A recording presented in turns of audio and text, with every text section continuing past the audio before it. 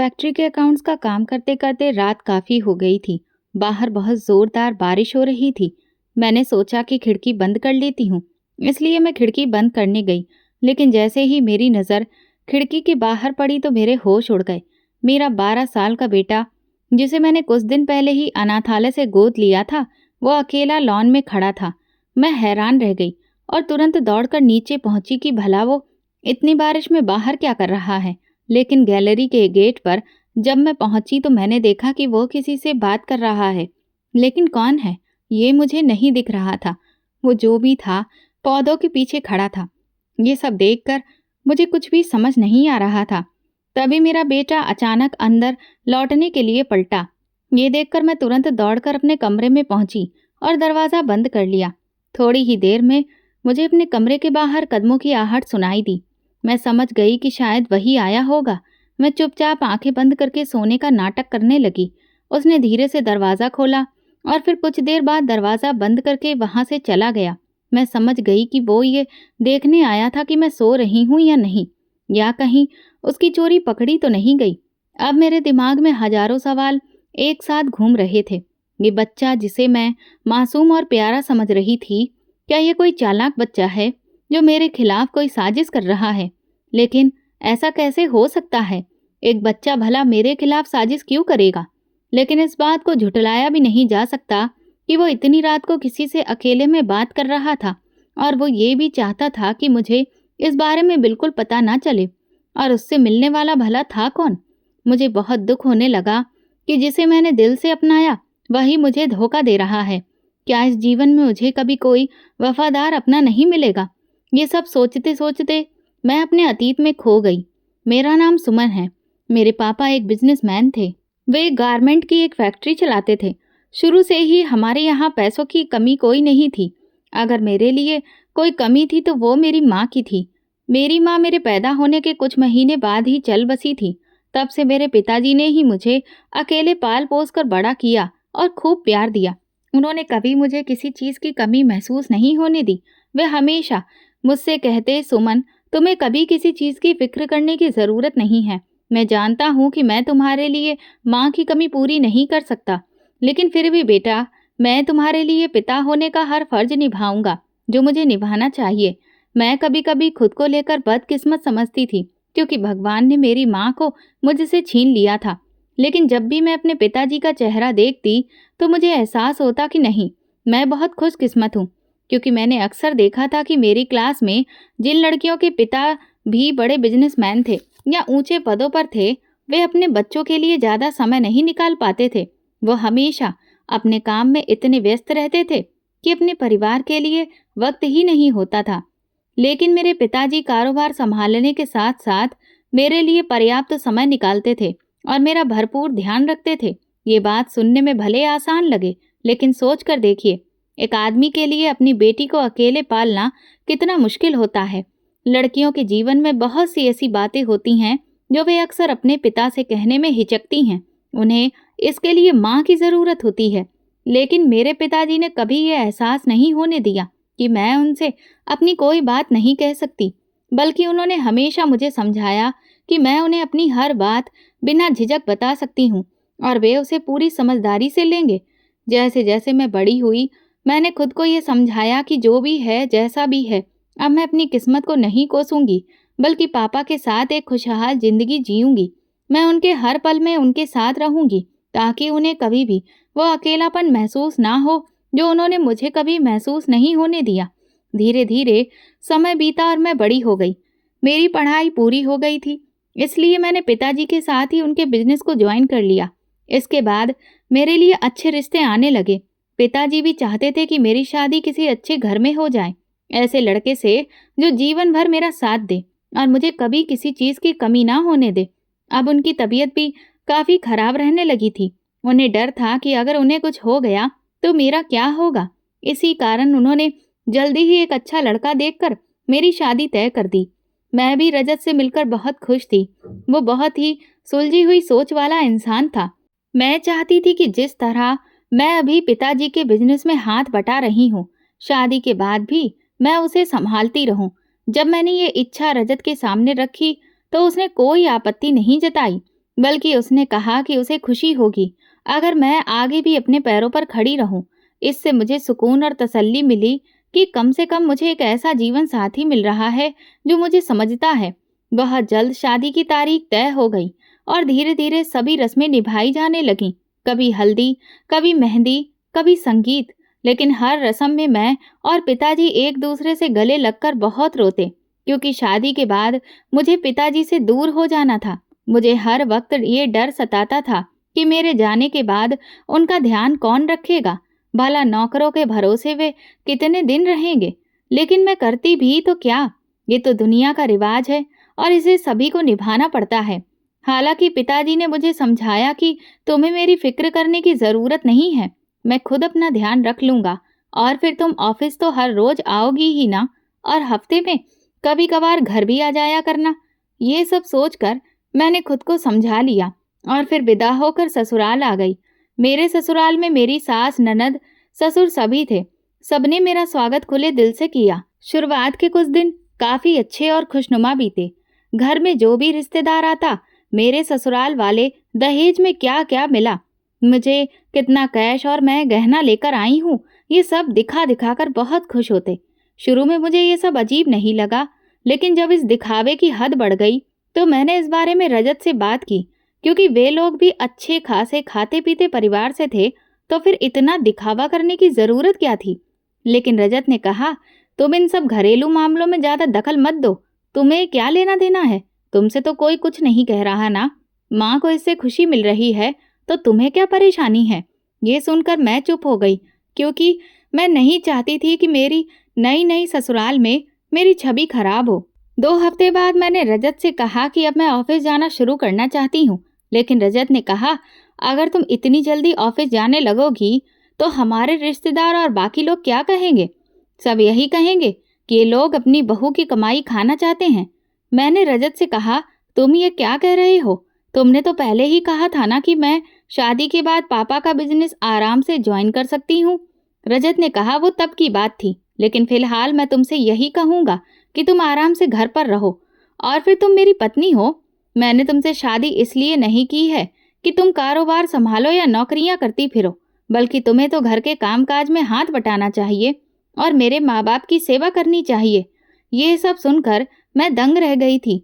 मैं कभी सपने में भी नहीं सोच सकती थी कि रजत शादी के बाद इतना बदल जाएगा। लेकिन शायद दुनिया की हकीकत यही है। शादी से पहले लोगों की बातें, उनके ख्याल किसी और ही दुनिया के होते हैं, लेकिन शादी के बाद वही लोग वही बातें करने लगते हैं जो इस दुनिया के लोग अक्सर करते आए हैं। और ये हमारी ही गलती होती है जो उनकी बातों पर आंख मूंद कर भरोसा कर लेते हैं। रजत के इस फैसले के बाद मैंने उसे 1-2 बार और समझाने की कोशिश की, लेकिन इससे घर में लड़ाई झगड़े शुरू हो गए। मेरी सास भी मुझ पर ताने कसने लगी कि मैं काम करने से बचना चाहती हूँ, इसीलिए बहाने बना रही हूँ। मैं नहीं चाहती थी कि घर में झगड़ा बढ़े और ये बात मेरे पिताजी तक पहुंचे। इसलिए मैंने पापा के बिजनेस को संभालने का ख्याल पूरी तरह से छोड़ दिया। लेकिन जब पापा ने फोन करके इस बारे में पूछा तो मैंने खुद ही उन्हें झूठा बहाना बना दिया कि अब मैं अपनी गृहस्थी संभालना चाहती हूँ और उनका बिजनेस वो खुद भी अकेले देख सकते हैं। पापा ने भी इसे मेरी इच्छा और खुशी समझकर कोई सवाल नहीं किया, बल्कि उन्होंने यही कहा, बेटा तुम्हें जो ठीक लगे वो करो, वैसे भी ये सब कुछ आखिर तुम्हारा ही है। मैं अब घर के कामों में दिलचस्पी लेने लगी थी।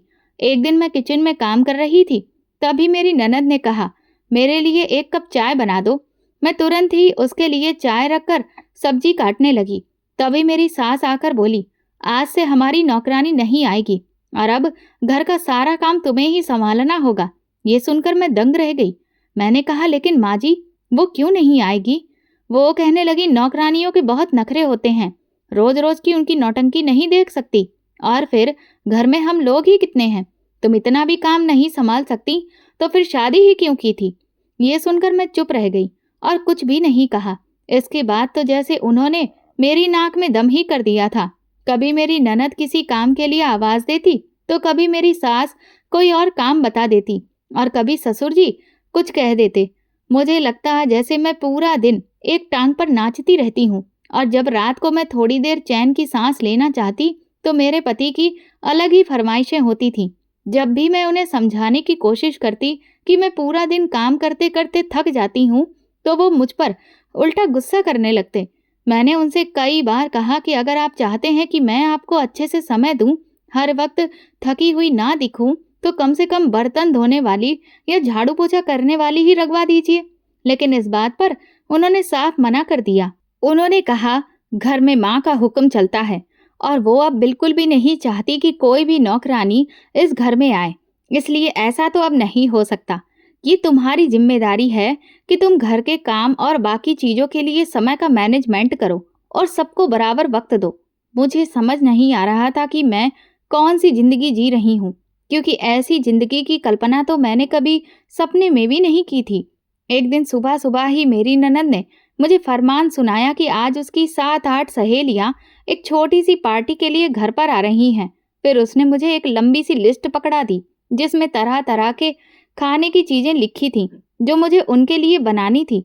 मैंने चुपचाप हाँ कह दिया, लेकिन मैंने अपनी ननद से कहा, ये लिस्ट काफी लंबी है और इतना सारा खाना अकेले तैयार करना मेरे बस की बात नहीं है, इसलिए आप मेरी थोड़ी बहुत मदद कर दीजिए। इस बात पर मेरी ननद ने नया ही हंगामा खड़ा कर दिया।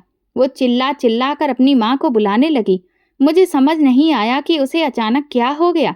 जैसे ही माँ जी आईं, वो फूट फूट कर रोने लगी। मैं दंग रह गई कि भला ये क्या चल रहा है। मेरी सास भी अपनी बेटी को रोता देखकर आग बबूला हो गई और चिल्लाकर बोली, तूने मेरी बेटी से ऐसा क्या कह दिया जो वो इतनी बुरी तरह से रो रही है? मैंने कहा, माँ जी, मैंने तो ऐसा कुछ भी नहीं कहा। तभी वो अपनी बेटी को पुचकारते हुए बोली, बता मेरी बेटी, क्या हुआ? वो कहने लगी, माँ, भाभी मुझे नौकरानी समझती है और नौकरानियों की तरह ही ट्रीट कर रही है। आप ही बताओ, क्या मैं इस घर की नौकरानी हूँ या बेटी? उसके मुंह से ऐसी बात सुनकर मेरे होश उड़ गए। मैंने जिस तरह से उससे बात की थी, उसने तो उसे बिल्कुल नया ही रंग दे दिया था। मैंने माँ जी को समझाने की कोशिश की कि मैं तो बस मदद मांग रही थी, लेकिन मेरी सास ने मेरी कोई सफाई सुने बिना मेरे मुंह पर थप्पड़ मार दिया। ये देखकर तो मेरे होश ही उड़ गए। मुझे समझ नहीं आया कि ये सब क्या हो रहा है। उस दिन जो बेइज्जती मैंने अपने आत्मसम्मान पर महसूस की, उसे शब्दों में बयां करना मुश्किल है। उस दिन मैं पूरा समय किचन में ही खड़ी रही और उनके लिए तरह तरह के आइटम बनाती रही। बार बार जा जाकर उन्हें परोसती रही और मेरी ननद अपनी सहेलियों के साथ टांग पर टांग रखकर खिलखिलाकर हंसती रही। तभी जब मैं उनके लिए कोल्ड ड्रिंक लेकर दरवाजे तक पहुंची, तो मैंने अपनी ननद की आवाज़ सुनी। वो बड़े मज़े से अपनी सहेलियों से कह रही थी, आज पता है, मेरी भाभी ने मुझे काम बताने की कोशिश की, लेकिन मम्मी ने ऐसा थप्पड़ मारा है कि अब वो दोबारा कभी सपने में भी मुझे काम नहीं बताएगी। ये सुनते ही उसकी सहेलियां उसे शाबाशी देने लगी। अरे वाह, तुम तो बहुत होशियार निकली। और वो भी मुझे अपमानित करके खुद पर गर्व महसूस कर रही थी। ये सब सुनकर मुझे बहुत गुस्सा आया। रात को जैसे ही रजत आए, मैंने उन्हें सब कुछ बताया। मुझे पूरी उम्मीद थी कि रजत कम से कम मेरे लिए न्याय की बात करेगा, लेकिन नहीं, वो भी उन्हीं जैसा निकला। उसने मुझसे कहा, तुम ये घर की छोटी छोटी बातें लेकर मेरा दिमाग मत खाया करो। मेरे पास हजारों काम होते हैं और फिर गलती तुम्हारी ही है। तुम्हें घर के सारे काम अकेले ही करने चाहिए। शादी करने का मतलब ही यही होता है, समझी? उस रात रजत मुंह फेर कर सो गया, लेकिन मैं पूरी रात रोती रही और यही सोचती रही कि आखिर मैंने ऐसा कौन सा गुनाह कर दिया है जो भगवान मुझे ऐसी सजा दे रहा है। शादी के 1 महीने के अंदर ही उन लोगों के असली रंग सामने आने लगे थे। मेरी सास और ननद तो दिन का एक पल भी नहीं छोड़ती थी जब वे मुझे परेशान न करती। घर का सारा काम खत्म करने के बावजूद भी वे मुझे चैन की 2 सांस नहीं लेने देती थी। जबरदस्ती कोई न कोई बहाना बनाकर मुझे किसी न किसी काम में लगाए रखती थी। कभी पुराने बर्तन स्टोर से निकलवाकर उन्हें साफ करवाने में दिन बिता देती थीं, तो कभी कहती थी कि घर के पर्दे सिलने हैं। मेरी ननद तो फरमाइश करती थी कि मेरे लिए ये वाली ड्रेस सिलकर तैयार करो। ये सब करते करते मैं बहुत तंग आ चुकी थी, क्योंकि अगर मैं जरा सा भी इनकार करती तो एक नया ही तूफान खड़ा हो जाता और मुझ में इतनी हिम्मत नहीं थी कि मैं हर रोज लड़ाई झगड़ा कर सकूं, क्योंकि मैंने ना कभी ऐसा किया था न देखा था। अब तो हर दिन मेरा रो रो कर ही बीतता था। मुझे समझ नहीं आता था कि मैं क्या करूं। जिससे सब कुछ ठीक हो जाए। फिर एक दिन जब रजत ऑफिस से लौटा तो बहुत गुस्से में था। मैंने पूछा क्या हुआ, तो कहने लगा मेरे सारे दोस्त महंगी महंगी गाड़ियों में आते हैं और मैं इतनी सस्ती गाड़ी में जाता हूँ। मैंने कहा तुम ये क्या कह रहे हो, पापा ने तुम्हें कितनी महंगी गाड़ी दी है। वो बोला वो गाड़ी अब पुरानी हो गई है। मैंने कहा उसे तुम्हें दिए अभी तो सिर्फ 1 महीना ही हुआ है। लेकिन रजत बोला तुम अपने पापा से कहो कि वो मुझे लेटेस्ट मॉडल की कार तुरंत दिलवाएं। मैंने पहले तो साफ मना कर दिया और कई दिनों तक बात को टालती रही, लेकिन रजत का रोज रोज गुस्सा और नाराजगी देखकर एक दिन मैं पिताजी से इस बारे में बात कर बैठी और अगले हफ्ते ही हमारे घर के दरवाजे पर लाखों की कीमत वाली लेटेस्ट मॉडल की कार खड़ी थी, जिसे देखकर मेरे ससुराल वालों के चेहरे खुशी से खिल उठे। मुझे लगा कि शायद अब सब ठीक हो जाएगा, लेकिन ये मेरी सबसे बड़ी गलतफहमी थी। इसके बाद तो रजत और उसके परिवार वालों की मांगें बढ़ती ही गईं। जब भी मैं कुछ कहती तो यही जवाब मिलता, तुम्हारे पापा का पैसा आखिर है तो तुम्हारा ही, और क्या मैं तुम्हारा नहीं हूँ? तो क्या तुम वो पैसा मुझ पर खर्च नहीं कर सकती? ये सब सुनकर मैं चुप हो जाती थी। धीरे धीरे 1 साल बीत गया, लेकिन घर में बच्चे की कोई किलकारी नहीं गूंजी। मेरी सास ने ताने मारना शुरू कर दिए। मैं खुद भी बहुत परेशान रहने लगी थी। मुझे लगता था कि शायद अगर बच्चा हो जाए तो रजत का रवैया मेरे लिए कुछ नरम पड़ जाए। मैं रो रो कर भगवान से प्रार्थना करती थी कि मुझे जल्द से जल्द माँ बना दे, लेकिन ऐसा कुछ भी नहीं हुआ। आखिरकार मैं डॉक्टर के पास चेकअप करवाने गई और जब मेरी रिपोर्ट आई तो मेरी पूरी दुनिया ही उजड़ गई। डॉक्टर ने साफ कहा कि मैं कभी माँ नहीं बन सकती। मुझे लगा शायद ये कोई गलती है, लेकिन डॉक्टर ने स्पष्ट कह दिया कि नहीं, सच्चाई यही है। जब ये बात मेरे ससुराल वालों और रजत को पता चली तो उन्होंने घर में हंगामा खड़ा कर दिया। उन्होंने मुझ पर आरोप लगाने शुरू कर दिए कि मैंने अपनी सच्चाई उनसे छिपाई और उनके बेटे की जिंदगी बर्बाद कर दी। मैंने उन्हें बहुत समझाने की कोशिश की कि मुझे खुद इस सच्चाई के बारे में कोई जानकारी नहीं थी, लेकिन किसी ने भी मुझ पर विश्वास नहीं किया। मैंने सोचा कि शायद ये डॉक्टर गलत हो और किसी और डॉक्टर से दिखवाया जाए, लेकिन 3-4 डॉक्टरों से चेकअप कराने के बाद भी नतीजा वही रहा। अब मेरे पास कोई उम्मीद नहीं बची थी। एक दिन सुबह जब मैं सोकर उठी तो देखा कि घर में जैसे कोई पंचायत लगी हो। ये देखकर मैं घबरा गई। मेरी सास ने आगे बढ़कर कहा, देखो सुमन, तुम्हारी वजह से मैं अपने बेटे की जिंदगी और बर्बाद नहीं कर सकती। हमने शादी इसलिए नहीं की थी कि मेरे बेटे का वंश ही ना चले, इसलिए अब मेरा बेटा तुमसे तलाक लेना चाहता है और दूसरी शादी करना चाहता है। ये सुनकर मेरा गला सूखने लगा। मैं तुरंत रजत के पैरों में गिर पड़ी और रोते हुए कहा, रजत, ऐसा मत करो। मैं जानती हूँ कि ये बहुत बड़ी कमी है, लेकिन इसका समाधान है। हम बच्चा गोद ले सकते हैं। रजत ने तुरंत मुझे अपने पैर से ठोकर मारते हुए कहा, दिमाग खराब हो गया है तेरा। अगर हमने बच्चा गोद लिया तो तुझे क्या लगता है कि वो बुढ़ापे में मेरा सहारा बनेगा? कभी नहीं। तेरी वजह से मैं अपनी जिंदगी खराब नहीं कर सकता। हर इंसान का नाम, इज्जत और बुढ़ापे का सहारा उसका सगा बेटा ही होता है, समझी? रजत के मुंह से ये बात सुनने के बाद मैंने खुद को पत्थर दिल करके ये समझ लिया कि अब इससे ज्यादा मैं अपने स्वाभिमान को ताक पर रखकर उसे नहीं समझा सकती, क्योंकि मैं जानती थी कि वो जो करना चाहता है वही करेगा, और इसीलिए मैंने चुपचाप उसके तलाक के पेपर्स पर साइन कर दिए और अपना बैग पैक करके पापा के घर लौट आई। मुझे देखकर पापा हैरान रह गए। मैंने उन्हें रो रो कर सब कुछ साफ साफ बता दिया। पापा ने कहा कि ऐसा नहीं हो सकता और मैं उन लोगों से दोबारा बात करूंगा, उन्हें समझाऊंगा। मैंने पापा से कहा, नहीं, आप ऐसा कुछ भी नहीं करेंगे। आपको नहीं पता कि उस घर में रहकर मैंने अब तक क्या क्या झेला है। अपने स्वाभिमान को हर दिन पैरों तले रौंदते हुए देखा है, लेकिन अब मैं आपको उनके आगे झुकते हुए नहीं देख सकती। मेरी आप बीती सुनने के बाद पापा फूट फूट कर रोने लगे। वो कहने लगे, मेरी बच्ची, तुझे क्या जरूरत थी इतने दिन तक ये सब कुछ झेलने की? तू एक बार मुझे फोन करके बता देती। मैंने पापा से कहा, मुझे लगा था कि शायद वो बदल जाएंगे, वो लोग मेरी कदर करेंगे, लेकिन ये मेरी बहुत बड़ी भूल थी। अब जो भी हो, लेकिन मैं अब अपने अतीत को याद करके नहीं जीना चाहती। मेरे तलाक हो जाने के बाद पापा की तबीयत और भी ज्यादा खराब रहने लगी थी। मैं जानती थी कि वो अब मुझे लेकर बहुत परेशान हैं। उन्हें इस बात की फिक्र थी कि मेरे भविष्य का क्या होगा, क्योंकि अब सबको पता चल चुका था कि मैं एक बांझ औरत हूँ। इसीलिए अब कोई भी मुझसे शादी करने के लिए तैयार नहीं होगा। मेरे ससुराल वालों ने मेरी इस कमी को गला फाड़ फाड़ कर बताने में कोई कसर नहीं छोड़ी थी। एक तरह से मेरा जीना ही मुश्किल हो गया था। जब भी मुझसे कोई मिलता तो बस इसी बारे में सवाल करता, और इस वजह से मैंने खुद को घर के अंदर कैद कर लिया। पापा ने कई बार कहा कि मुझे ऑफिस ज्वाइन कर लेना चाहिए, लेकिन अब मेरा आत्मविश्वास पूरी तरह से टूट चुका था। और फिर एक दिन एक ऐसी खबर आई जिसने मेरी बची हुई हिम्मत को भी तोड़ दिया। रजत ने दूसरी शादी कर ली थी। सोशल मीडिया पर उसने अपनी तस्वीरें दूसरी पत्नी के साथ खूब सारी अपलोड की थी। वो बहुत खुश लग रहा था क्योंकि उसने तो अपनी नई जिंदगी में कदम रख दिया था, और मैं आज भी उसकी यादों को दिल से लगाए बैठी थी। इधर पापा ने मेरे लिए मजबूर होकर अब ऐसे रिश्ते देखने शुरू कर दिए थे जिनमें किसी आदमी के पहले से बच्चे हों और वो विदुर हो चुका हो। उसे सिर्फ अपने बच्चों के लिए एक माँ की जरूरत हो।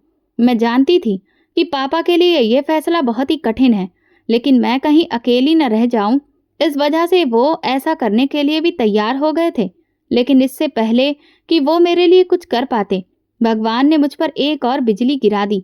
मेरे पिता को मुझसे छीन लिया। एक सुबह जब मैं उठकर पापा के पास गई तो देखा कि वो तो हमेशा के लिए सो चुके थे। मैं पूरी तरह से टूट चुकी थी। मेरे लिए तो मेरे पापा ही मेरा एकमात्र सहारा थे, लेकिन अब उनके जाने के बाद मेरा कोई भी नहीं बचा था। मैं पूरा दिन घर के अंदर ही बिता देती, घंटों खिड़की के बाहर आसमान को देखती रहती। नौकरानी कमरे में आकर खाना दे देती तो खा लेती, वरना ना तो मुझे भूख का होश था और ना प्यास का। फैक्ट्री के मैनेजर जरूरी कागजात पर आकर मुझसे साइन घर पर ही करवा लेते थे। उन्होंने मुझसे कई बार बिजनेस ज्वाइन करने के लिए कहा, लेकिन मैं हर बार कोई ना कोई बहाना बना देती। शायद मैं अपनी जिंदगी को धीरे धीरे खत्म कर रही थी। मैं हर दिन सोचती और भगवान से सवाल करती कि तुमने मुझे ऐसी जिंदगी क्यों दी, किस लिए दी, और अगर तुम्हें मुझसे मेरे अपने ही छीन लेने थे तो फिर मुझे जिंदा क्यों रखा है। लेकिन मुझे इस सवाल का कोई भी जवाब नहीं मिलता था। और फिर धीरे धीरे इस तरह से 1 साल बीत गया। एक दिन मेरी मौसी की बेटी मुझसे मिलने के लिए आई। उसने मेरी हालत देखी तो कहने लगी, सुमन, ये तुमने क्या हाल बना रखा है, आखिर ऐसे अकेले कब तक जिंदगी जियोगी। मैंने कहा, ऐसा कुछ भी नहीं है, मैं ठीक हूँ। वो कहने लगी, तुम कितनी ठीक हो ये मैं बहुत अच्छे से देख सकती हूँ। आखिर तुम क्यों ये सब कुछ छुपाना चाहती हो, क्यों इस बात को एक्सेप्ट नहीं करती कि हाँ, तुम्हें भी किसी की ज़रूरत है। तुम अकेली हो और इसमें कोई बुरी बात नहीं है। इस दुनिया में हर इंसान को किसी न किसी सहारे की ज़रूरत होती है। मैंने कहा, एक शादी करके ही मेरा मन इतना भर गया है कि अब दूसरी शादी करने की हिम्मत ही नहीं पड़ती। उस शादी में भी मैंने कितना कुछ झेला, और फिर तुम्हें तो पता है कि मुझ में क्या कमी है। दूसरी शादी के बाद भी अगर उस इंसान ने मुझे वही ताने दिए तो मैं अपनी ज़िंदगी को पूरी तरह से खुद ही नरक बना लूँगी। मैं ऐसा नहीं कर सकती। वो कहने लगी, तो फिर ठीक है, एक काम तो कर सकती हो ना, क्यों ना तुम किसी बच्चे को गोद ले लो।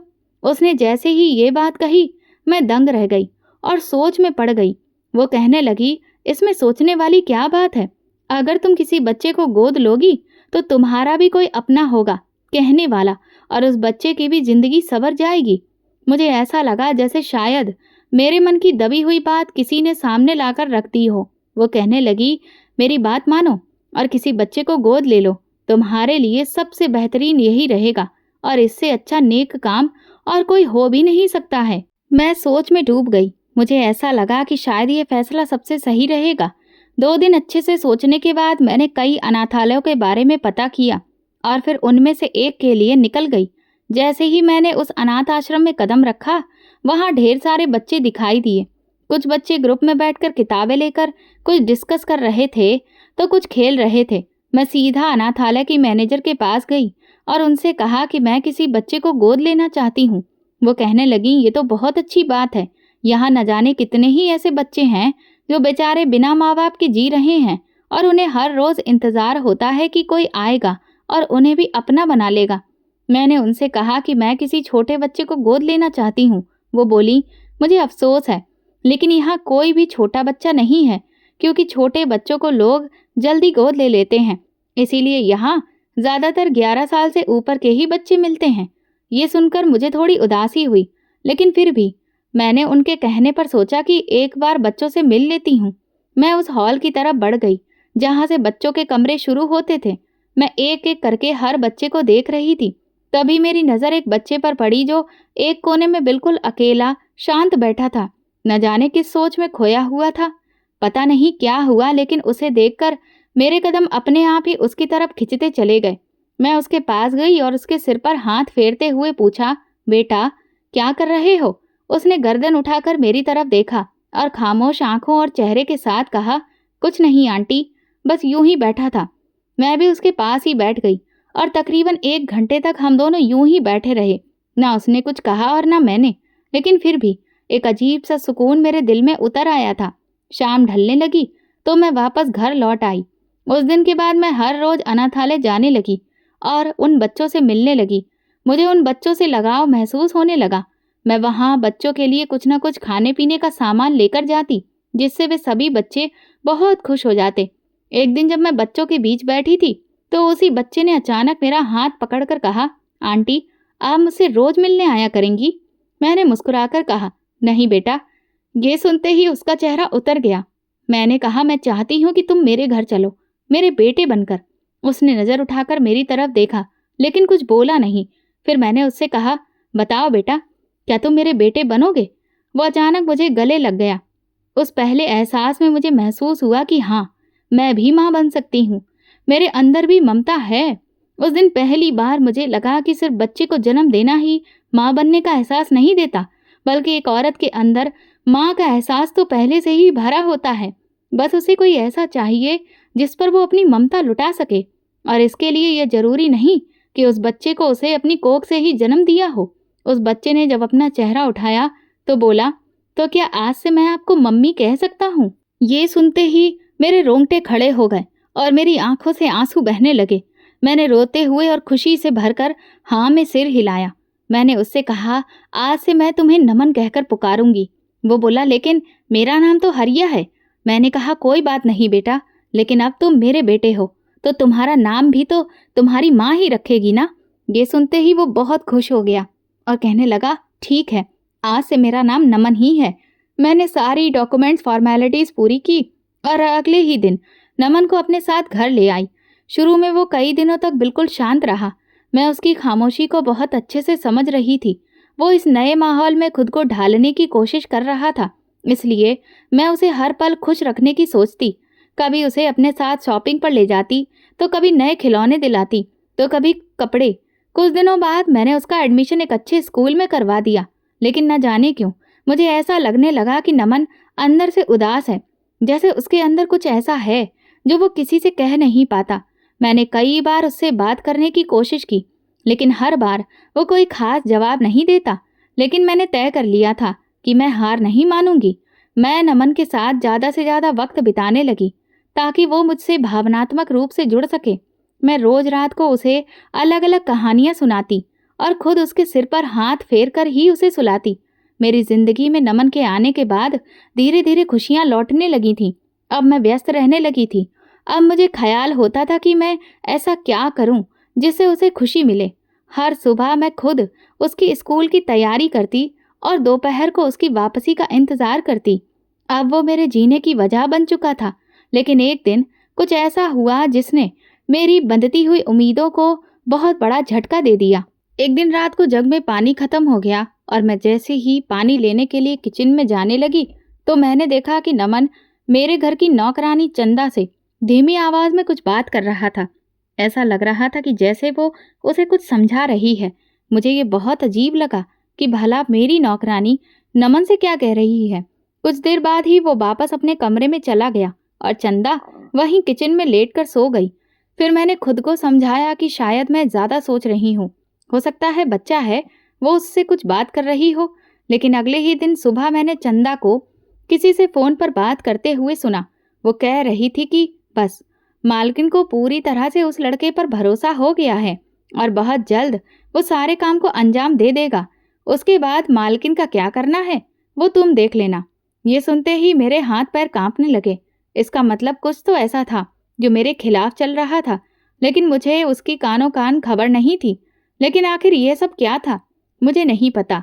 और वो किस लड़के की बात कर रही थी जिस पर मैं भरोसा करने लगी थी। ये सोचते ही मुझे सबसे पहले नमन का ख्याल आया, क्योंकि मेरे आसपास तो उसके अलावा और कोई भी लड़का नहीं था।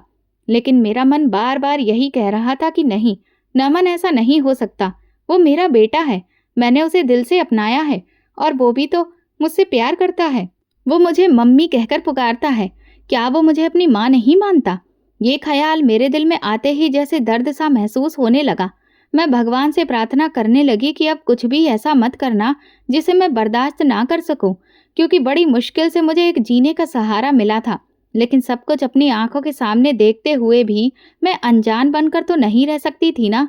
इसीलिए मैंने सच्चाई का पता लगाने के बारे में सोच लिया था।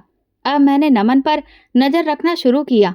मैंने नोटिस किया कि वो रोज रात के वक्त जब उसे ये लगता था कि मैं सो गई हूँ, तो वो अपने कमरे से निकलता था और घर के अलग अलग कमरों में चोरी छिपे जाता था। शायद वो कोई चीज ढूंढ रहा था, शायद किसी चीज का पता लगा रहा था। लेकिन वो क्या हो सकता है, ये सब देखकर मुझे बहुत बुरा लगता था। मैंने नमन को इतना प्यार किया, उसका इतना ख्याल रखा, लेकिन वो न जाने क्यों ऐसा कर रहा था। मुझे सब पता था कि मेरे खिलाफ कुछ तो चल रहा है, लेकिन इसके बावजूद भी मैंने नमन के प्रति अपने लगाव को कम नहीं किया, क्योंकि मैं चाहती थी कि वो मेरे ममता से भरे प्रेम को दिल से महसूस करे। एक दिन जब नमन स्कूल से घर वापस लौटा तो उसके बाल बुरी तरह से बिखरे हुए थे और ड्रेस भी बहुत ज्यादा अस्त व्यस्त और गंदी थी। मैंने उससे पूछा कि ये सब कैसे हुआ, तो उसकी आंखों में आंसू आ गए, लेकिन वो कुछ बताने को तैयार ही नहीं था। कहने लगा कि बस छुट्टी के टाइम पर गिर गया था। मैंने उसे प्यार से अपनी गोद में बिठाया और उसके सिर पर हाथ फेरते हुए कहा, तुम तो मेरे अच्छे बेटे हो ना, अपनी माँ को नहीं बताओगे कि ये सब कैसे हुआ? वो अचानक से रो पड़ा और मुझे गले लगाकर बोला, मम्मी, मैं कल से स्कूल नहीं जाऊंगा। मैंने कहा, क्यों, ऐसा क्या हो गया? वो कहने लगा, मुझे क्लास का एक बच्चा बहुत परेशान करता है और कहता है कि मेरे माँ बाप नहीं है। वो मुझे बहुत चिढ़ाता है और उसने ही क्लास के सभी बच्चों को ऐसा बोल दिया है। अब वो सभी मुझे परेशान करते हैं। ये सुनते ही मुझे बहुत बुरा लगा। उस दिन मैंने पहली बार नमन को इतना कमजोर देखा था। इतना कमजोर तो मैंने उसे अनाथ आश्रम में अकेले बैठे हुए भी नहीं देखा था। लेकिन मैंने फैसला कर लिया था कि मैं अपने बेटे को इस तरह से कमजोर पड़ते हुए नहीं देखूंगी। मैं अगले ही दिन स्कूल गई और प्रिंसिपल मैडम से इस बारे में बात की। पहले तो उन्होंने कहा कि वो इसको लेकर सख्त एक्शन लेंगी और उन बच्चों से बात करेंगी। लेकिन मैंने उनसे कहा कि अगर आप मुझे इजाज़त दें तो मैं खुद उन बच्चों से बात करना चाहती हूँ। मैं तुरंत ही नमन की क्लास में गई। उसने जैसे ही मुझे अपने सामने देखा तो एकदम से चौंक गया, क्योंकि उसे नहीं पता था कि मैं आज उसके स्कूल आने वाली हूँ। मैंने उन सबके सामने खुद को इंट्रोड्यूस कराया कि मैं नमन की माँ हूँ। ये सुनते ही क्लास के सभी बच्चे पलट पलट कर नमन को देखने लगे। मैंने कहा, आप सब लोग नमन के फ्रेंड हैं ना? इस बात पर सभी बच्चे एक साथ सिर हिलाने लगे। मैंने कहा, तो फिर क्या दोस्त ऐसे होते हैं जो अपने दूसरे दोस्त को चिढ़ाते हैं, परेशान करते हैं? अच्छा दोस्त तो वो होता है जो कभी भी अपने दोस्त को दुख ना दे, उसे कोई परेशानी ना दे। तो क्या आप सब अच्छे दोस्त नहीं हैं? ये सुनते ही क्लास में बैठे कुछ बच्चों के चेहरे लटक गए। मैंने उन्हें प्यार से समझाया कि हमें कभी भी किसी को भी परेशान नहीं करना चाहिए, क्योंकि अगर हम ऐसा करते हैं तो भगवान जी हमसे नाराज हो जाते हैं। उन बच्चों से बात करने के बाद मैं घर वापस आ गई और उसी दिन जब नमन घर लौटा तो उसके चेहरे पर जो चमक थी वो देखने के लायक थी। वो आते ही मेरे गले लग गया और कहने लगा, थैंक यू मम्मी, आपकी वजह से आज पूरी क्लास मेरी फ्रेंड बन गई। अब तक मुझे कोई भी दोस्ती नहीं करता था, लेकिन आज सबने मेरी तरफ दोस्ती का हाथ बढ़ाया। मैंने उसके माथे को चूमते हुए कहा, बेटा, अपनी माँ के होते हुए कभी भी खुद को कमज़ोर मत समझना। तुम्हें भी एक अच्छा इंसान और एक अच्छा बच्चा बनना है। लेकिन हाँ, अगर कभी कोई तुम्हें परेशान करता है तो अपनी माँ को इस बारे में ज़रूर बताना। ये सुनते ही नमन अचानक बोल पड़ा, मम्मी, तो फिर मैं आपको एक बात बताऊं? मैंने कहा, हाँ बेटा, बोलो। लेकिन पता नहीं क्या हुआ कि वो अचानक से कहते कहते रुक गया। फिर कहने लगा, कुछ नहीं मम्मी, बस मैं तो ऐसे ही कह रहा था। इसके बाद वो अपने रूम में चला गया। लेकिन मुझे समझ नहीं आ रहा था कि नमन मुझसे क्या छुपा रहा है। मेरी जिंदगी अब एक सीधी लाइन पर चलने लगी थी और मुझे अब लाइफ में आगे बढ़ना था, पीछे नहीं देखना था। इसलिए मैंने सोचा कि मैं अपने पापा का वो सपना पूरा करूंगी जो उनके होते हुए भी कभी पूरा नहीं हो पाया। मैंने ऑफिस जाने का फैसला किया और फिर धीरे धीरे अपने कारोबार को अच्छे से संभालने लगी। एक दिन जब मैं फैक्ट्री के अकाउंट से संबंधित कुछ चीजें चेक कर रही थी तो काफी रात हो गई। उसी दिन बहुत तेज बारिश हो रही थी। जैसे ही मैं खिड़की बंद करने गई तो मैंने देखा कि नमन बाहर बारिश में लॉन में खड़ा है और किसी से बात कर रहा है। मैं तुरंत दौड़कर नीचे पहुंची, लेकिन वो व्यक्ति जिससे वो बात कर रहा था मुझे दिखाई नहीं दिया। कुछ ही देर बाद नमन वापस पलटकर अंदर आने लगा। मैं तुरंत भागकर अपने कमरे में गई। उसके बाद नमन दबे पांव ये चेक करने के लिए आया कि मैं अभी भी सो रही हूँ या नहीं। अब तो मुझे समझ नहीं आ रहा था कि मेरे घर में ये चल क्या रहा है। क्या वो बच्चा जिसे मैं अपना बेटा मान रही हूँ वाकई मेरा बेटा है, या फिर इसके पीछे कोई बहुत बड़ी साजिश चल रही है। मुझे अब इतना तो समझ आ चुका था कि इस सब में नमन के साथ मेरी नौकरानी भी मिली हुई है और शायद कोई तीसरा इंसान भी है जिसके बारे में अभी मुझे कुछ पता नहीं है। मैंने अगले ही दिन सबसे पहले उस नौकरानी को काम से निकाल दिया। पहले तो वो मिन्नतें करने लगी, लेकिन मैंने साफ साफ कह दिया कि अब घर में ज़्यादा कोई है नहीं, तो मैं घर की जिम्मेदारी अकेले भी उठा सकती हूँ। इसके बाद उसने ज़्यादा बहस नहीं की और चुपचाप चली गई। मैंने देखा कि नमन ये सब चुपचाप देख रहा था, लेकिन उसने इस पर कोई रिएक्शन नहीं दिया। पर मैं जानती थी कि उसके मन में इस वक्त बहुत कुछ चल रहा है। अगले दिन नमन के स्कूल जाते ही मैं सीधे पुलिस स्टेशन पहुंची। मेरे पापा के कमिश्नर अंकल से अच्छी जान पहचान थी। जिंदगी में पहली बार मैंने अपनी जान पहचान का फ़ायदा उठाने की कोशिश की और जो कुछ मैंने अब तक देखा और महसूस किया था वो सब कुछ उन्हें बता दिया। कमिश्नर अंकल ने मुझसे कहा, तुम बिल्कुल भी फिक्र मत करो, हम इस मामले की गहराई से जांच करेंगे। इसी बीच शाम के वक्त नमन अपने कुछ दोस्तों के साथ बाहर ग्राउंड में खेल रहा था कि तभी उसके रोने की आवाज़ आई। मैं दौड़कर बाहर गई तो देखा कि उसका घुटना बुरी तरह छिल गया था, जिससे बहुत खून निकल रहा था। ये देखकर मैं तुरंत उसे लेकर अस्पताल पहुंची और उसकी मरहम पट्टी करवाई। न जाने क्यों उसे इतनी तकलीफ में देखकर मेरी आंखों से आंसू रुक नहीं रहे थे। अचानक नमन ने अपना हाथ आगे बढ़ाया और मेरे आंसू पोंछते हुए बोला, मम्मी आप क्यों रो रही हो? चोट तो मुझे लगी है ना? मैंने उसे गले लगाते हुए कहा, तुम मेरे बेटे हो ना, तुम्हें तकलीफ होगी तो मुझे भी तो होगी ही। ये सुनते ही वो चुप हो गया। कुछ ही दिनों में नमन ठीक हो गया था। उधर कमिश्नर अंकल ने मुझे बताया कि उन्होंने 2 कांस्टेबल सादा वर्दी में हमारे घर के बाहर तैनात कर दिए हैं, क्योंकि उन्हें कुछ ऐसी जानकारी मिली है जिससे लगता है कि मुझे खतरा हो सकता है। ये बात सुनकर मैं बहुत परेशान हो गई कि आखिर ये सब हो क्या रहा है और कौन है जो ये सब करवा रहा है। उसी रात मैंने नमन को किसी से फ़ोन पर बात करते हुए सुना। वो कह रहा था, मुझे ज्वेलरी का पता चल गया है, अब बस कागज ढूंढने बाकी हैं। ये सुनकर मेरे होश उड़ गए। इसका मतलब साफ था कि नमन किसी के लिए काम कर रहा था।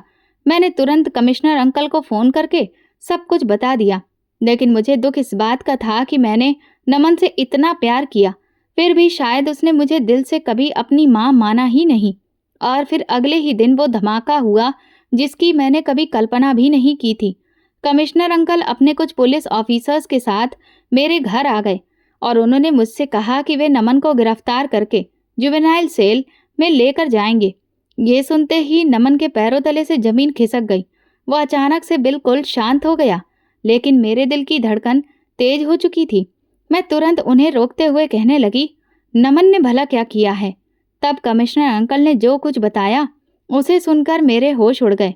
उन्होंने कहा, सुमन, दरअसल तुमने नमन को जिस अनाथालय से गोद लिया है, वो अनाथालय वहाँ रहने वाले बच्चों को बहुत खास ट्रेनिंग देता है ताकि उन्हें अमीर घरों में भेजा जा सके। वहाँ जाकर ये बच्चे घर के कीमती जेवर, कैश और ज़मीन से जुड़े कागज़ों की जानकारी चुपचाप इकट्ठा करते हैं और फिर वो सारी जानकारी उस गिरोह तक पहुँचाते हैं। इसके बाद वो लोग सब कुछ हड़प लेते हैं। इसके लिए ये गिरोह अक्सर ऐसे लोगों को निशाना बनाता है जो बिल्कुल अकेले हों, जिनके परिवार में और कोई भी ना हो, क्योंकि ऐसे लोगों को बेवकूफ़ बनाना और शिकार बनाना आसान होता है। और इसी वजह से जब तुम वहाँ गई, उन्होंने तुरंत नमन को तुम्हें गोद देने की इजाज़त दे दी। ये कोई मामूली बच्चा नहीं है, इसे बाकायदा ट्रेनिंग दी गई है। कि कैसे किसी को भरोसे में लेना है, कैसे आंखों में धूल झोंकनी है। ये सुनते ही मैंने जैसे ही नमन की तरफ पलट कर देखा, उसकी आंखों में आंसू थे। वो अचानक मेरे पैरों में गिर गया और कहने लगा, मम्मी मुझे माफ़ कर दीजिए। अंकल जी सच कह रहे हैं, मैं अब तक आपको धोखा दे रहा था।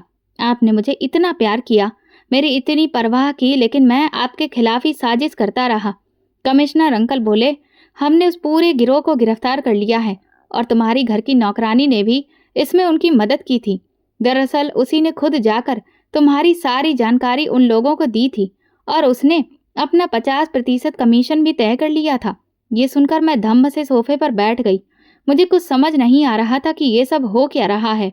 कमिश्नर अंकल बोले, उस गिरोह और तुम्हारी नौकरानी को गिरफ्तार कर लिया गया है और अब हम लोग इसीलिए यहाँ आए हैं। इसके बाद मेरी आंखों के सामने ही पुलिस नमन को पकड़कर अपने साथ ले गई। मैं पीछे अकेली, तन्हा और सन्नाटे में बैठी रही। आज मैं फिर से वहीं पहुंच गई थी जहां कुछ साल पहले थी। मेरी जिंदगी फिर से वीरान हो चुकी थी। अगले 2-3 दिन मैंने बस रोते हुए बिताए, लेकिन मेरे मन में बस एक ही सवाल था, नमन ने ऐसा क्यों किया? वो अगर चाहता तो कम से कम एक बार तो मुझे बता सकता था। क्यों नहीं कहा कि वो ऐसा सब नहीं करना चाहता? मुझे अपने सवालों के जवाब चाहिए थे और इसी वजह से मैं अगले दिन जेल पहुंची नमन से मिलने। मैंने उससे पूछा, बेटा तुमने मुझे कभी क्यों कुछ भी नहीं बताया? क्या मेरे प्यार में कोई कमी रह गई थी? उसने तुरंत मुझे गले लगाकर कहा, नहीं मम्मी, आपने तो मुझे इतना प्यार किया, बल्कि आप तो इस दुनिया की सबसे अच्छी मम्मी हैं। मैंने अपनी असली माँ को कभी देखा नहीं, लेकिन आप तो वो हैं जिसे मेरी तकलीफ से भी तकलीफ होती है। मैंने कई बार सोचा कि मैं आपको सब कुछ बता दूं, लेकिन फिर डर जाता था। आपको नहीं पता, अनाथ आश्रम में हमें सिर्फ ट्रेनिंग नहीं दी जाती, बल्कि अगर कोई बच्चा फेल हो जाए तो उसे कितनी बुरी तरह से पीटा जाता है, भूखा रखा जाता है और धमकाया जाता है कि अगर मुंह खोला तो हमारी और हमारे अपनों की जान ले ली जाएगी। मुझे बार बार धमकाया गया था कि अगर आपने सच्चाई जान ली तो वो लोग न सिर्फ मुझे बल्कि आपको भी खत्म कर देंगे। इसी डर से मैं हमेशा चुप रहा। नमन की सच्चाई सुनकर मेरी आंखों से आंसू बहने लगे। मैंने उससे कहा, बेटा अब चिंता मत करो, अब तुम्हारी माँ आ गई है, अब तुम्हारे साथ कोई कुछ नहीं कर सकता और उन मुजरिमों को मैं सजा दिलाकर रहूंगी। अगले हफ्ते अदालत में पेशी थी। जब उन सबको कोर्ट में लाया गया तो पुलिस ने सारे सबूत जज के सामने पेश किए। मैंने जज से दरख्वास्त की, मेरे बेटे ने जो भी कुछ किया है वो बस मजबूरी में किया, इसमें उसकी कोई गलती नहीं है। और भगवान की कृपा से मेरी दरख्वास्त मंजूर कर ली गई और नमन को रिहा कर दिया गया और उन लोगों को उनकी सजा सुना दी गई। उसी दिन न जाने कितने सालों बाद मुझे सबसे ज्यादा खुशी महसूस हुई थी।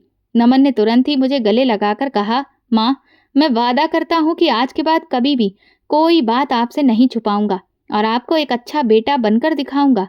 लेकिन जो कुछ भी हुआ था उसने मेरी आत्मा को झकझोर कर रख दिया था। नमन के वे शब्द बार बार मेरे कानों में गूंजते थे कि किस तरह से अनाथ बच्चों को वे लोग अपने गंदे इरादों के लिए टॉर्चर करते थे, उन्हें पीटते थे, भूखा रखते थे। मेरे मन में बार बार यही सवाल उठता कि क्या अनाथ बच्चों का कोई वजूद नहीं होता? वे छोटे छोटे मासूम बच्चे, उन पर इन सब चीज़ों का कितना बुरा असर होता होगा।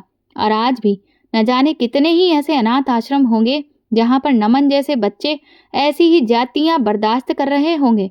यही सब सोचकर मैंने फैसला कर लिया कि शायद मैं सबके लिए कुछ नहीं कर सकती, लेकिन किसी न किसी के लिए तो इस अंधेरे रास्ते पर उम्मीद की किरण बन सकती हूँ। मैंने एक ऐसे आश्रम का निर्माण करवाया जहाँ न सिर्फ अनाथ बच्चे रहेंगे, बल्कि वे बुजुर्ग भी रहेंगे जिन्हें उनके बच्चों ने बेसहारा छोड़ दिया है, ताकि अनाथ बच्चों को भी माँ बाप के जैसा प्यार मिल सके।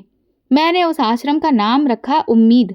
इसके बाद मैं फैक्ट्री और आश्रम दोनों को अच्छे से संभालने लगी। साल कब बीत गए पता ही नहीं चला।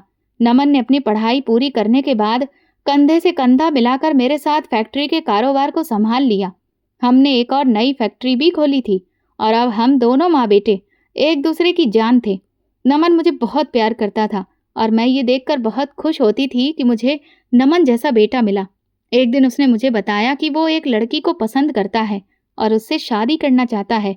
मैंने उसकी खुशी में शामिल होते हुए तुरंत ही उसकी शादी उसकी मनपसंद लड़की से करवा दी।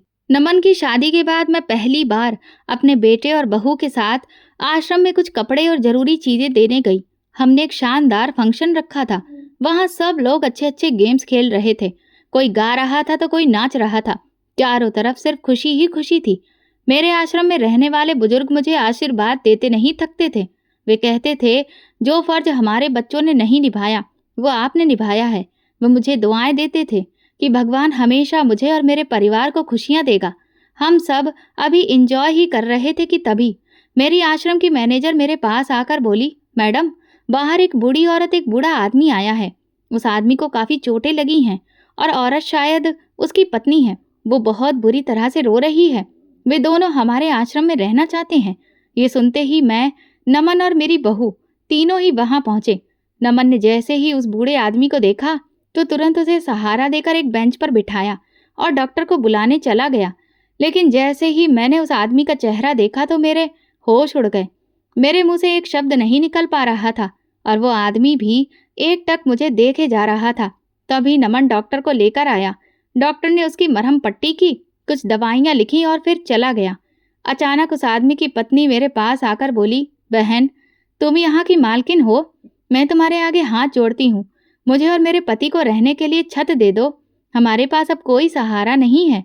मेरे बेटे ने हम दोनों बुढ़ा बुढ़िया को धक्के मारकर हमारे ही घर से बाहर निकाल दिया। ये कहते ही वो फूट फूट कर रोने लगी। मैं दंग रह गई। मैंने हैरत भरी नजरों से उस आदमी की तरफ देखा, क्योंकि वो आदमी और कोई नहीं, मेरा पति था रजत, जिसने मुझे सालों पहले औलाद पैदा ना कर पाने की वजह से तलाक दे दिया था। वो वहीं बेंच पर बैठे बैठे मुझे देखकर हाथ जोड़कर रोने लगा और कहने लगा, सुमन, मुझे माफ कर दो। मैंने तुम्हारे साथ जो किया, आज वही दिन मुझे देखना पड़ रहा है। उसके मुंह से ये शब्द सुनकर हर कोई हैरान था। किसी को समझ नहीं आ रहा था कि ये सब क्या हो रहा है। नमन मेरी तरफ सवालिया नजरों से देखने लगा तो मैंने उससे कहा, दरअसल बहुत सालों पहले मेरी शादी हुई थी और फिर तलाक हो गया था। मेरे पति ने तुरंत पूछा, और ये कौन है? सुमन, मैंने मुस्कुराकर कहा, ये मेरा बेटा है और ये मेरी बहू। इस आश्रम को मैं अपने बेटे के साथ मिलकर ही बहुत अच्छे से संभालती हूँ। मेरा पति हैरान होकर बोला, लेकिन ये तुम्हारा बेटा कैसे हो सकता है? मैंने कहा, ये भले मेरी कोख से जन्मा नहीं है, लेकिन मैंने इसे गोद लिया है और अब ये मेरा ही बेटा है। नमन कहने लगा, माँ, लेकिन इन्होंने आपको तलाक क्यों दिया था? इससे पहले कि मैं कुछ कहती, मेरे पति कहने लगे, मैंने तुम्हारी माँ को तलाक सिर्फ इसलिए दिया था बेटा, क्योंकि वो कभी माँ नहीं बन सकती थी। और जब उसने मुझसे कहा कि हम कोई बच्चा गोद ले लें, तो मैंने उससे कहा था कि बुढ़ापे का सहारा तो सिर्फ सगी औलाद ही बन सकती है, गोद लिया हुआ बच्चा नहीं। और इसीलिए मैंने तुम्हारी माँ को तलाक दे दिया था। लेकिन मैं पूरी तरह से गलत साबित हो गया। मेरे सगे बेटे ने आज मुझे मार पीट कर मेरे ही घर से बाहर निकाल दिया। और एक तुम हो, जो भले ही अपनी माँ की सगी औलाद नहीं हो, लेकिन उन्हें अपने साथ रख रहे हो। ये सुनते ही नमन तुरंत बोला, मैं अपनी माँ को नहीं रख रहा हूँ, बल्कि मैं अपनी माँ के साथ रह रहा हूँ और हमेशा रहूंगा। नमन के मुंह से ऐसी बात सुनकर मेरे चेहरे पर मुस्कान आ गई। मेरे पति कहने लगे, मेरे कर्मों का यही नतीजा है जो आज भगवान ने मुझे आईना दिखा दिया।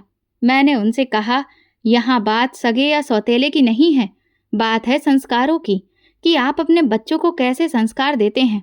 क्योंकि कल जो संस्कार आप अपने बच्चों को देंगे, वही आपको आगे चलकर भविष्य में उनमें दिखाई देंगे। एक दिन वो था जब तुमने मुझे अपने घर से धक्के देकर निकाल दिया था, और एक आज का दिन है जब तुम खुद सहारा ढूंढते हुए मेरे ही पास छत की उम्मीद लेकर आए हो। ये सुनते ही उनका चेहरा शर्म से झुक गया। मैंने मैनेजर से कहा कि इन्हें वही सारी सुविधाएं दी जाएं जो यहाँ बाकी लोगों को मिलती हैं। इतना कहकर मैं अपने बेटे और बहू का हाथ पकड़कर बाहर चली आई। नमन मुझसे कहने लगा, माँ, आपने अपनी जिंदगी में कितना कुछ झेला है। मैंने उसका चेहरा अपने हाथों में लेकर कहा, बेटा, मैंने बहुत दुख झेले, लेकिन जब भगवान ने मुझे तुम्हें दे दिया ना, तो मेरे सारे दुख सुख में बदल गए। ये सुनते ही मेरे बेटे ने मुझे प्यार से गले लगा लिया। दोस्तों, तो आप बताइए, क्या आपको भी लगता है कि सिर्फ सगी औलाद ही सहारा दे सकती है, या फिर प्यार में इतनी ताकत होती है कि किसी को भी अपना बनाया जा सकता है? दोस्तों, ये वीडियो केवल और केवल मनोरंजन के उद्देश्य से बनाया गया है। सभी पात्र काल्पनिक हैं। वास्तविक व्यक्तियों, जीवित या मृत या वास्तविक घटनाओं से कोई समानता विशुद्ध रूप से संयोग है। किसी भी व्यक्ति, धर्म या जाति को ठेस पहुंचाने की मंशा नहीं है। अगर आपको हमारी कहानी पसंद आई हो तो कमेंट करके ज़रूर बताएं। वीडियो को लाइक करें और ज़्यादा से ज़्यादा शेयर करें। अगर आप चैनल पर नए हैं तो सब्सक्राइब जरूर करें और नोटिफिकेशन बेल दबाएं ताकि अगली अपडेट सबसे पहले आपको मिले। धन्यवाद।